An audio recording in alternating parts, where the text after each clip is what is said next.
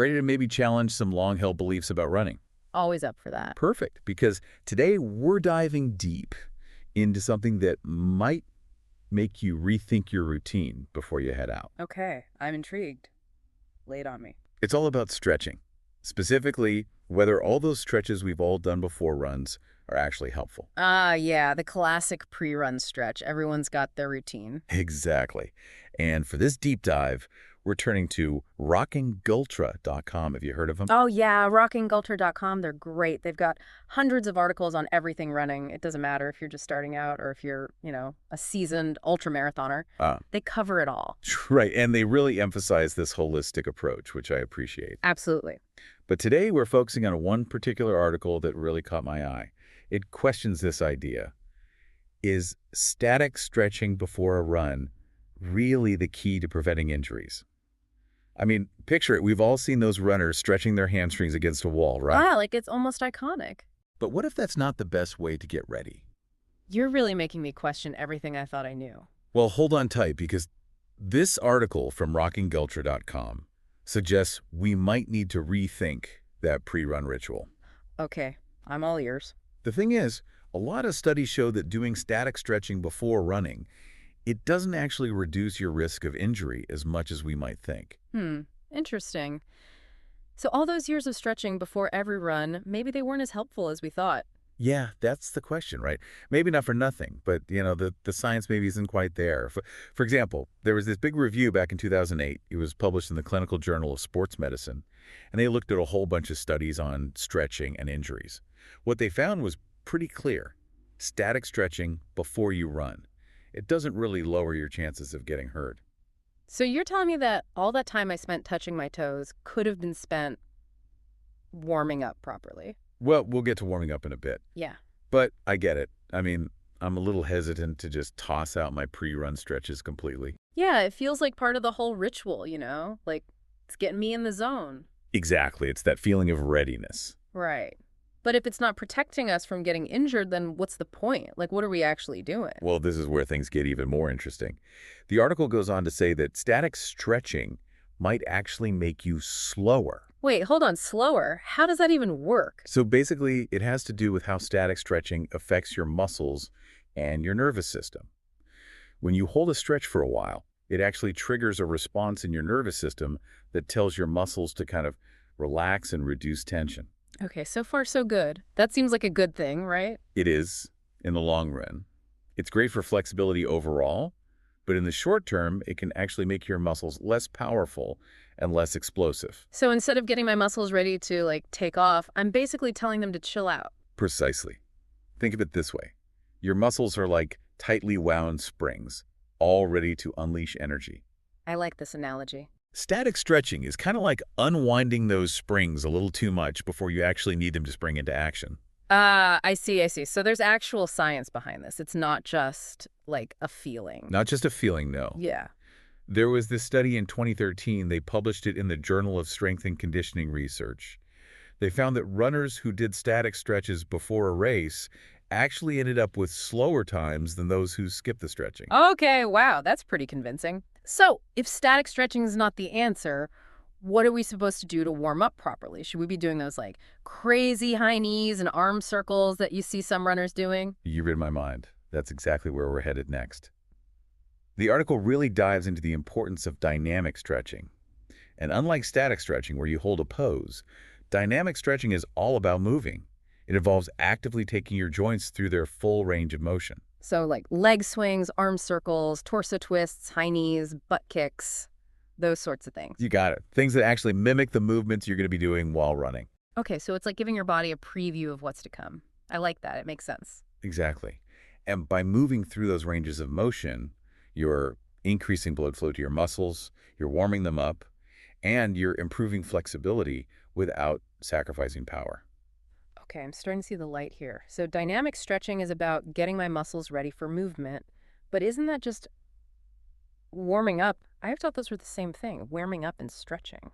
That's a really common misconception, and the article makes a really important distinction between the two. Warming up is all about raising your core body temperature and getting your cardiovascular system ready for activity. I see. It's like getting your engine running smoothly before you put the car in gear, Static stretching doesn't really do that. Got it. So dynamic stretching for the muscles, warming up for the whole system. But I'm still kind of curious. Why is static stretching so popular if it's not the best way to prepare for a run? Like, I feel like everyone does it. You're absolutely right. It's super ingrained in running culture. And there are a few reasons why it's stuck around for so long. Tradition definitely plays a big role. It's what coaches have been teaching for decades, right? Right. And it's what we were all taught. Exactly. Plus, for a lot of runners, let's be honest, static stretching just feels good. It creates this sense of, like, readiness, both physically and mentally, even if the benefits might not be as clear-cut as we once thought. Yeah, you're right. It's that feeling of loosening up and getting in the zone. But maybe that feeling is more, psychological than physical. It could be. We might be tricking ourselves a bit. Interesting. But I'm curious, are you saying there's absolutely no place for static stretching in a runner's routine? Like, what about after a run? That is a fantastic question, and that is where we are going to pick things up next time. We are going to find out if maybe those static stretches have a better place somewhere else in a routine. And if you want to learn more about rockandculture.com, be sure to check out their blog. They have so much great information for runners of all levels. Definitely, it's an amazing resource. Until next time. See you then. Okay, so last time we were talking about stretching and running, and we were just starting to get into whether there's a place for static stretching after a run. Right, exactly. Because, we talked about how it might not be the best thing to do before a run. Yeah, all that hamstring stretching against the wall might not be doing us any favors when it comes to preventing injuries or even improving our speed. But after a run, that's where static stretching can really shine. Like, the article points out that while it's not so great before, it can be super helpful for recovery afterwards. Okay, that makes sense. I mean, my muscles always feel pretty tight after a good run. So you're saying static stretching is more about helping my body recover and get more flexible over time. Exactly. It's like a reward for your muscles after all that hard work. Think of it as a way to, like, gently release tension and promote relaxation, letting your body bounce back more effectively. I like the sound of that. So, not so much about preventing injuries, but more about addressing those muscle imbalances and improving flexibility long term. You got it. And the article really emphasizes that stretching is just one piece of the puzzle when it comes to staying healthy and injury-free. Right, and they really advocate for that more holistic approach, which makes sense. Absolutely.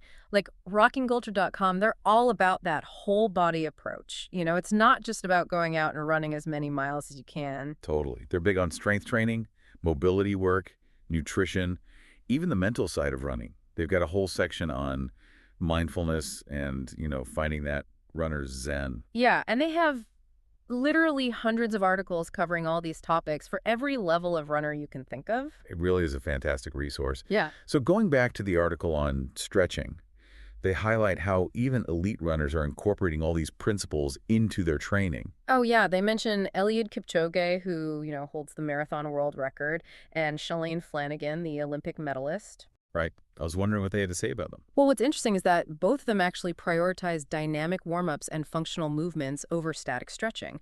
They're really focusing on those drills that activate the specific muscle groups they'll be using when they run. So they're basically putting the science into practice. Exactly. And it's not just for elites. The article mentions a study from 2016 on everyday runners. And the ones who switched from static stretching to dynamic warm-ups, they actually had fewer injuries and felt more comfortable during their runs. That's great to hear. So we can all benefit from these findings no matter what level we're at. For sure. And this all goes back to the core message of rockandculture.com. They're all about giving runners the knowledge and tools they need so they can enjoy running in a way that's safe and effective. So the key takeaway is that we need to rethink how we view stretching and running. It's not about blindly following what we were taught, but really understanding how different types of stretching affect our bodies and using them strategically. Couldn't have said it better myself. Like, static stretching isn't bad, but it might not be the magical pre-run solution we always thought it was. Dynamic warm-ups, strength training, mobility work, recovery, all of these elements work together to create a well-rounded approach to running. And that's exactly what rockandculture.com is all about, giving runners the resources to train smart and stay healthy. Absolutely. So if you haven't already, I'd highly recommend checking out their blog. You'll find tons of information on everything from training plans and injury prevention to, like, gear reviews and inspirational stories. They've got something for everyone. It's like having a coach, a cheerleader, and a knowledgeable friend all rolled into one. Exactly. And speaking of knowledgeable friends, we've covered a lot today. But before we wrap up, I want to leave you with one final thought to think about. I'm listening.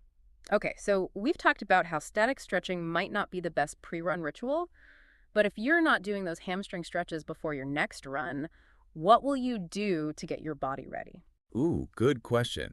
It really challenges us to think about those pre-run routines and maybe experiment with some new things. Exactly. Maybe it's adding those dynamic stretches we discussed, or some foam rolling, or maybe just starting your run a bit slower to ease into it. It's all about finding what works for you and being open to new possibilities. And rockingultra.com is a great place to find inspiration for all of that. They've got tons of articles on dynamic warm-up routines, strength training, mobility drills, you name it. So before you head out for your next run, think about what we've discussed today. Challenge those old ideas, try new things, and listen to what your body's telling you. And most importantly, have fun. Well said. Running's a journey, not a destination. So enjoy it all, the good and the bad, and never stop learning. Perfectly put. Well, on that note, we've come to the end of our deep dive into the world of stretching and running. I've loved exploring all of this with you, and I hope our listeners have too. It's been fascinating to debunk some of those myths and discover new ways to approach running and recovery. Absolutely. Yeah. And a huge thank you to rockingultra.com for the amazing content. Their blog is a treasure trove of knowledge and motivation, no matter your experience level. I couldn't agree more. Until next time, everyone. Happy running. You know, it's amazing how much there is to learn about something like running. Right.